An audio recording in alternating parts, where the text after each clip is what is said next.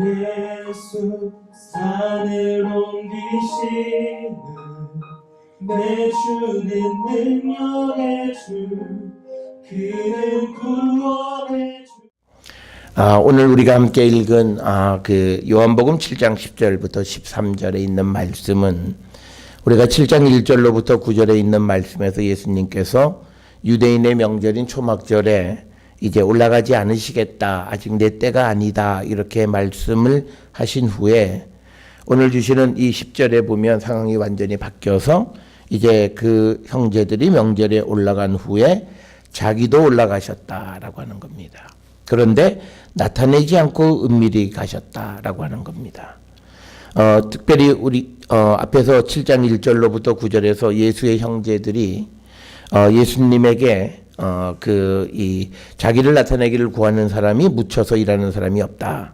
이를 행하려거든 세상에 자신을 드러내라 라고 7장 4절에서 이제 예수님을 설득해서 예루살렘에 같이 가자 이렇게 이야기를 할 때 5절에 보면 이렇게 그 형제들이 말하는 이유가 정말 하나님의 나라를 걱정하고 예수님을 생각해서 하는 말이 아니라 예수를 믿지 못하기 때문에 그냥 세상적 관점에서 그런 권면을 이제 예수님에게 하게 되어진 것이고, 그렇게 될 때 이제 예수님께서는 아직은 내 때가 이르지 아니하였다 이렇게 대답을 하시면서 너희는 8절에 명절에 올라가라. 내 때가 아직 차지 못하였으니 나는 이 명절에 아직 올라가지 아니하노라. 그러니까 8절에 보면요, 예수님이 아예 올라가지 않겠다 이렇게 말씀하시는 건 아니에요. 그러니까 아직은 내가 올라가려고 결정하지 않았다라고 하는 그런 말씀이고, 그 다음에 이제 갈릴리에 이제 머물면서 사람들이 예루살렘을 향해서 간 다음에 이제 예수님이 이제 은밀하게 다시 예루살렘으로 올라가셨다라고 하는 겁니다. 어제도 말씀을 드렸습니다만 예수님께서 움직이는 모든 계획은 사람의 뜻에 의해서 움직이시는 것이 아니다. 그래서 우리가 요한복음 2장에서도 가나 혼인잔치에 포도주가 부족할 때 그 어머니가 와서 이제 그 이야기를 할 때 나와 무슨 상관이 있느냐, 아직 내 때가 아니다 이렇게 말씀하신 것을 볼 수 있고, 또 오늘 이 예수의 형제들이 와서 이제 예루살렘에 같이 가자라고 했을 때에도 예수님께서 거절하시는 것을 봅니다.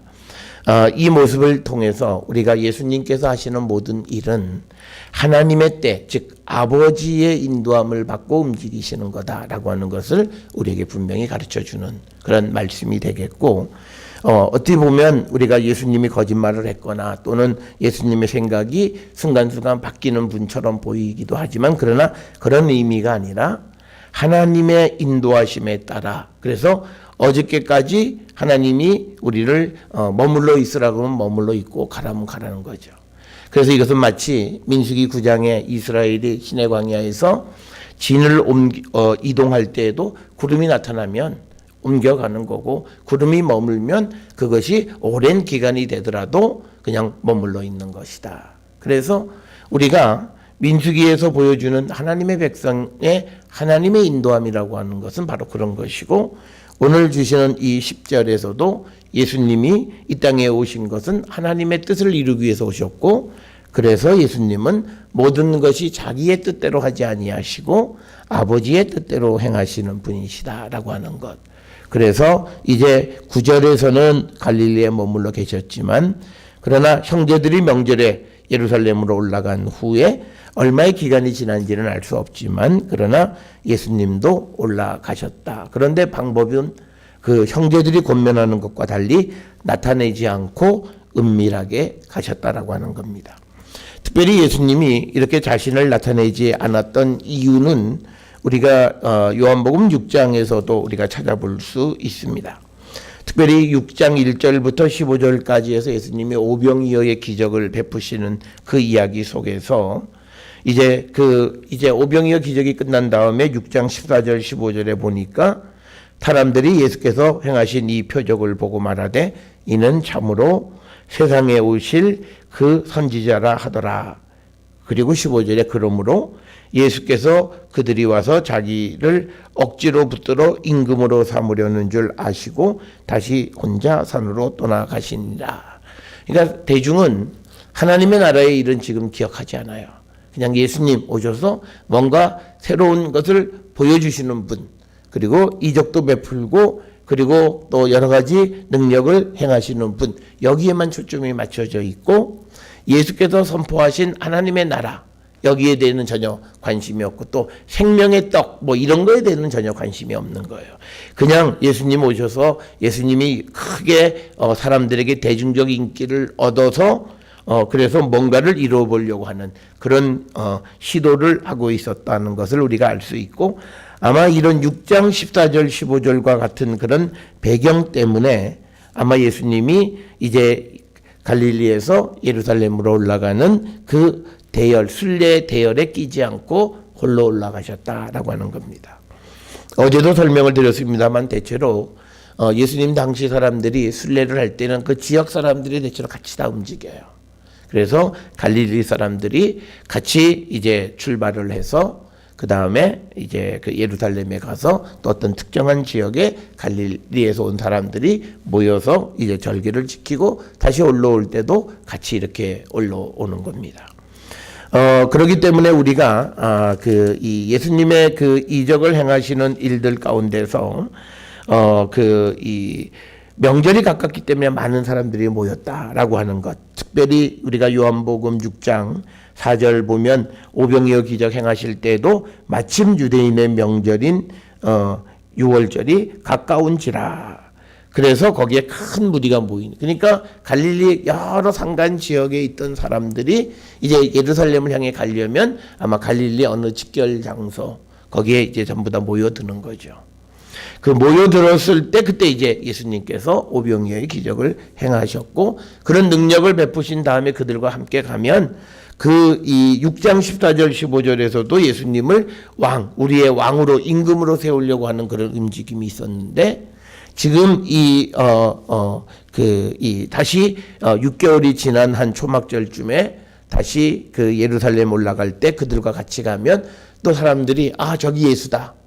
전에 우리에게 오병이어의 기적을 행했던 예수다. 뭐 이렇게 되어지면 이 예수님은 원치 않게 대중에게 드러나는 문제가 생길 수 있다라고 하는 겁니다. 예수님은 오늘 주시는 이 10절에 있는 말씀에 은밀하게 자신을 나타내지 않고 예루살렘에 가시는 모습을 통해서 보면 예수님이 살아계시는 동안에 공생애 중에 철저하게 율법을 지키는 분이셨다라고 하는 거예요. 우리 같으면 이렇게 생명의 위협을 느끼는 경우면요, 그냥 쉬고 말아요. 내가 더 큰 일을 위해서 아직 아버지가 내게 이루라고 하신 때가 아니다. 그리고 그냥 갈릴리에 머물러도 누가 뭐라 그러지 않죠. 그럼에도 예수님이 은밀하게 자신을 드러내지 않고 가시는 모습은 유대인들의 남자들은 1년에 3차례 6월절 그리고 77절 그리고 지금 이 초막절 3번 예루살렘에 순례하게 되어 있었고, 그래서 우리가 3차례는 다 힘들어도 6월절 초막절 이 2번은 순례를 행하는 겁니다. 그래서 예수님도 이제 그 순례를 행했고요. 만약 또 예수님은 이 생각도 하셨을 거예요. 만약에 예수님이 갈릴리에 그냥 남아 계셔도 초막절에 예루살렘 안 가면 그것도 문제가 돼요. 유대인들은 어떻게 하든지 예수님 잡아 죽이려고 하잖아요. 그리고 예수님에게 어떤 제목을 뒤집어 씌우려고 하잖아요. 그러니까 6월절에 예루살렘에 초막절에 예루살렘에 안 가셔도 문제가 되는 거예요. 그런데 대중하고 가다가는 하나님의 나라의 일이 엉클어질 수 있다는 거죠. 그래서 예수님은 은밀하게 대중을 회피하고 홀로 예루살렘으로 올라가셨다라고 하는 거예요.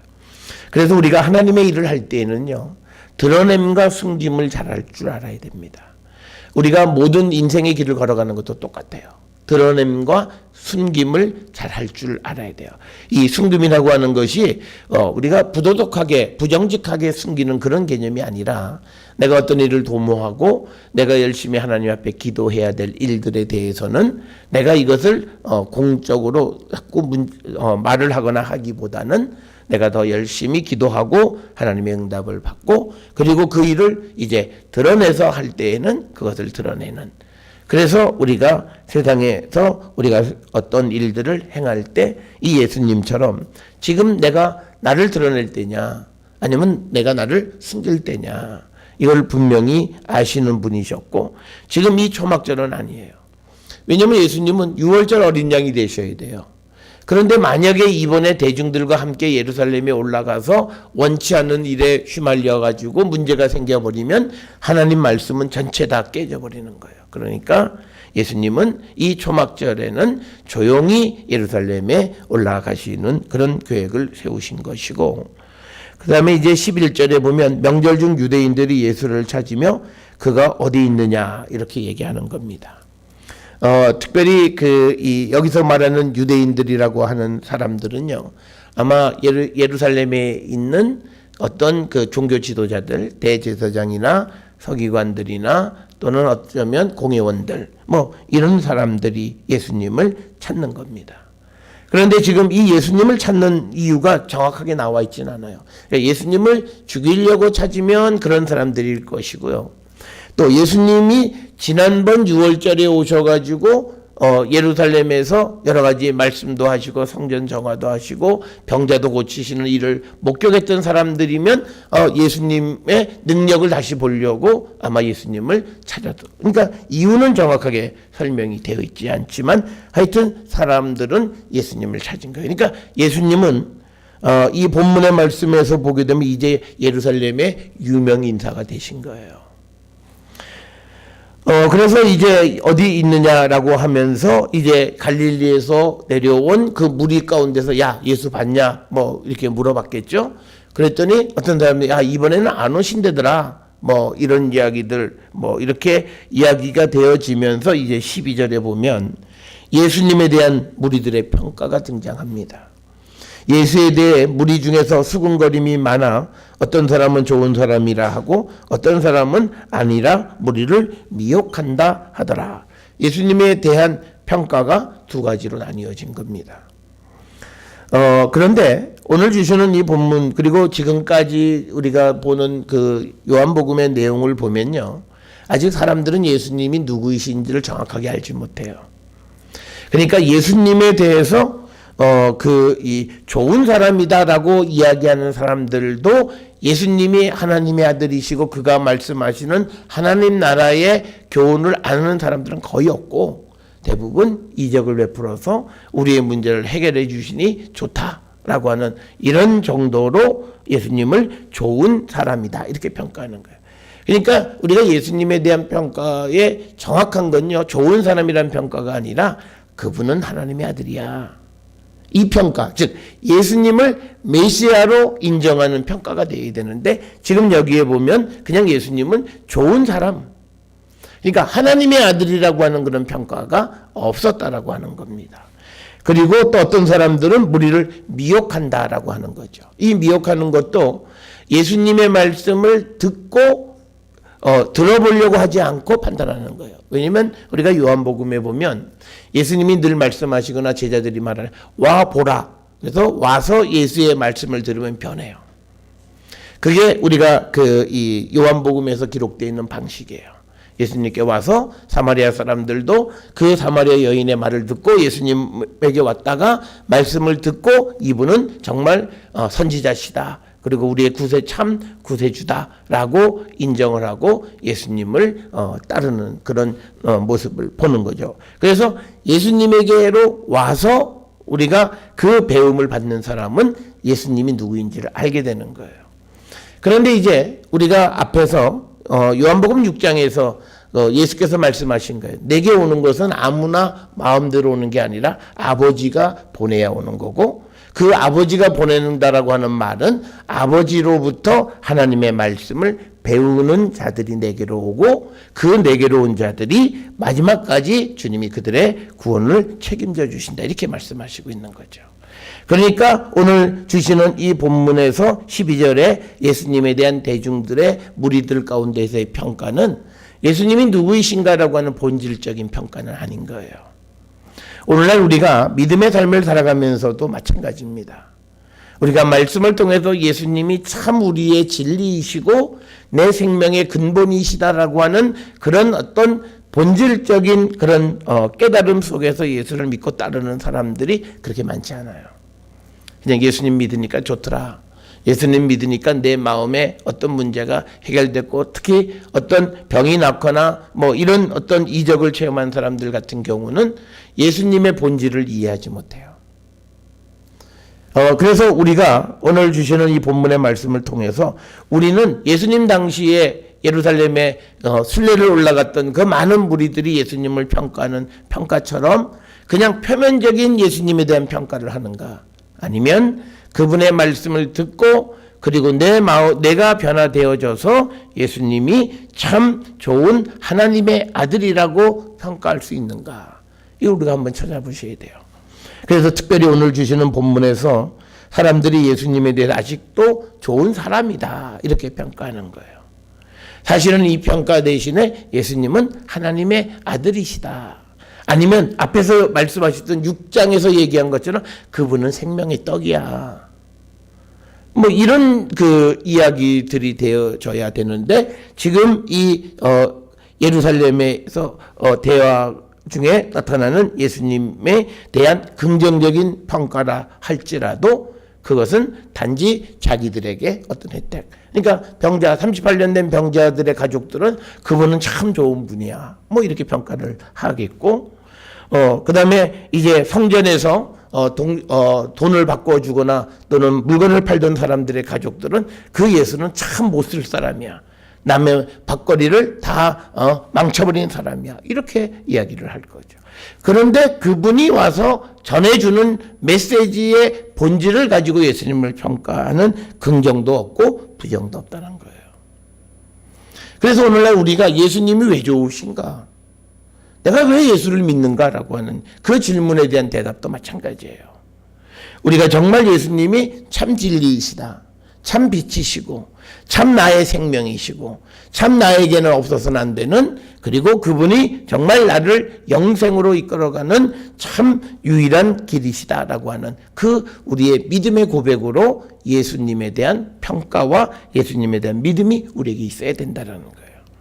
자, 그렇게 이들이 12절에서 어떤 예수님의 본질에 대한 이야기를 깨닫지 못하니까 13절에 결과로 나타나요.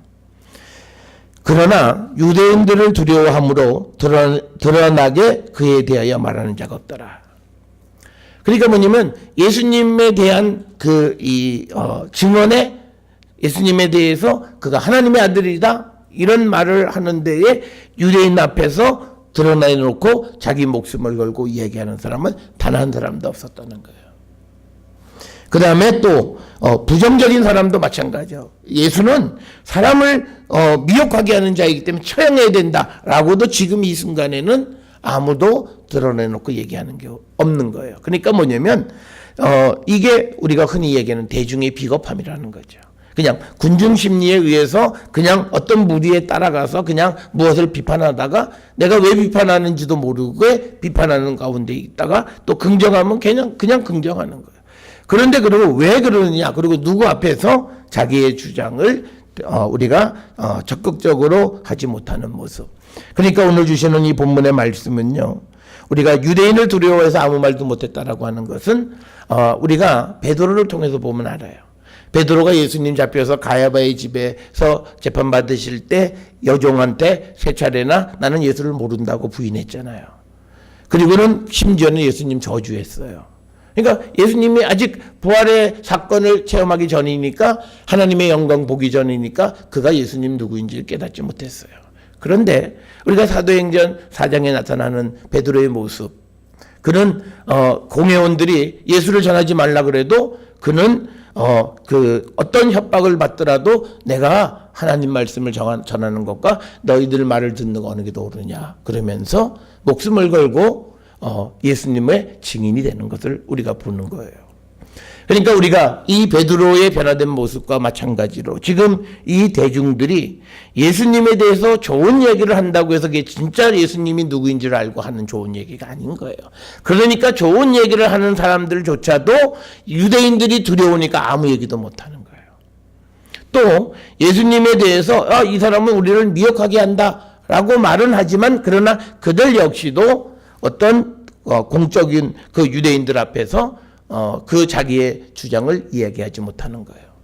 이건 뭐냐면요, 주님을 체험하지 못했기 때문에 그래요. 주님을 인격적으로 만나지 못했기 때문에 그렇다는 거예요. 그래서 오늘날 우리가 선교학에서 우리가 복음을 전하지 못하는 가장 큰 이유 중 하나는 우리가 인격적 만남이 없기 때문에 그렇다는 거예요. 그 중 하나가 이 사건이에요. 오늘 주시는 본문의 12절 13절에 보면 우리가 이 10절로부터 13절 본문 보면 그냥 평범해요. 그냥 뭐 그렇구나. 그런데 여기에 핵심이 있는 거예요. 예수를 겉으로만 아는 사람들은 예수님의 진가를 알지 못하고, 그리고 예수님에 대해서 좋은 얘기를 하는 것 같지만 그러나 본질적 얘기는 하지 못하고, 자기의 환경이 어려워지고 두려운 환경이 처하면 그조차도 입을 닫아버리는 거예요. 마찬가지로 부정적인 평가를 하는 사람도 마찬가지라는 거예요. 그래서 우리가 예수님을 믿는 것은 우리가 예수님을 인격적으로 만남, 그래서 예수님이 내 안에, 내가 예수님 안에 있는 그런 삶을 우리가 살아가면서 예수님이 참 진리이고 우리의 구원자이심을 고백해서, 그래서 우리가 두려운 환경 속에서도 그 예수를 증언할 수 있어야 된다는 거죠. 이것이 초대교회의 순교라고 하는 거예요. 특별히 우리가 사도 바울이 위대한 것은 바로 그가 부활하신 주님, 그 주님이 다메섹 도상에서 나타나 주님을 만난 후에 그의 모습은 예수님에 대해서 부정적 평가를 하고 예수 믿는 사람을 죽이던 자에서 이제는 그 예수를 만남으로 인해 그가 예수님을 전하는 전도자의 삶이 됐고, 어떤 환경 속에서도 굴하지 않고 복음을 전하는 자가 됐다라고 하는 거예요. 그래서 오늘 우리가 이 명절에 예루살렘에 올라가서 예수님에 대해서 이러쿵 저러쿵 얘기하는데 그것이 본질적인 이야기가 아닌 것이다 였다는 거예요. 그래서 오늘도 우리가 세상을 살아가면서 우리도 본질적인 일에 우리가 어떤 사안에 대해서도 긍정과 부정을 표현할 수는 있어요. 그런데 긍정을 하든 부정을 하든 본질적인 것, 그리고 그 주장을 내가 어떤 환경 속에서도 당당하게 말할 수 있는 그런 확신 속에서 우리가 삶을 살아야 된다. 그건 믿음도 마찬가지고 우리가 살아가는 삶도 마찬가지입니다. 그래서 우리는요, 요즘 우리 사회가 진보, 보수, 양극화되어져서, 그리고 가짜 뉴스가 만들어지고, 그런데 본질적인 것에 대해서 이해하지 못하고 그냥 들은 이야기로 그냥 어떤 사안에 대해서 부정이든 긍정이든 입장을 취하는 것. 그러면서 어떤 어려운 상황이 닥치면 전부 다 입을 닫아버리는 그런 비겁함의 모습은 없나 우리가 돌아보셔야 돼요. 예수를 믿는 것은 우리에게는 진리는 하나이고 예수님은 우리의 생명의 유일한 떡이세요. 그래서 그 예수님은 우리가 포기할 수 없는 분이에요. 어떤 두려운 상황이 와도 우리가 포기할 수 없는 것이 바로 우리가 믿는 예수 그리스도에 대한 믿음이다라고 하는 겁니다. 그러니까 우리가 환경 때문에 어쩔 수 없다라고 하는 말은 사실은 복음 안에서는 용납되지 않는다는 거예요. 오늘 주시는 이 본문에서 이 유대인들이 환경이 두려우니까 아무 소리 못해요. 자기가 나쁘다고 얘기했으면 나쁘다는 얘기를, 좋다고 얘기했으면 좋다는 얘기를 해야 되는데 이야기하지 않는 거예요. 그래서 오늘 우리가 이 땅을 살아가면서 우리가 복음을 전하는 일에 우리도 이런 모습은 없는가 우리가 돌아보고 주님이 원하시는 그런 성도의 삶을 우리가 살고 주님을 진정으로 만나서 우리가 예수님이 정말 우리의 구원자이시고 내 생명의 유일한 원천이심을 우리가 주님을 만남으로 깨달아서 우리가 어떤 상황에서도 그 주님을 증거하며 살아가는 그런 성도가 되어야 함을 우리에게 가르쳐주는 귀한 말씀이 되겠습니다. 오늘 주시는 이 본문의 말씀을 통해서 우리의 믿음을 돌아보고, 그래서 우리가 어떤 상황에서도 주님의 증인의 삶을 살기로 결단하는 저와 여러분이 될 수 있기를 주의 이름으로 축원합니다.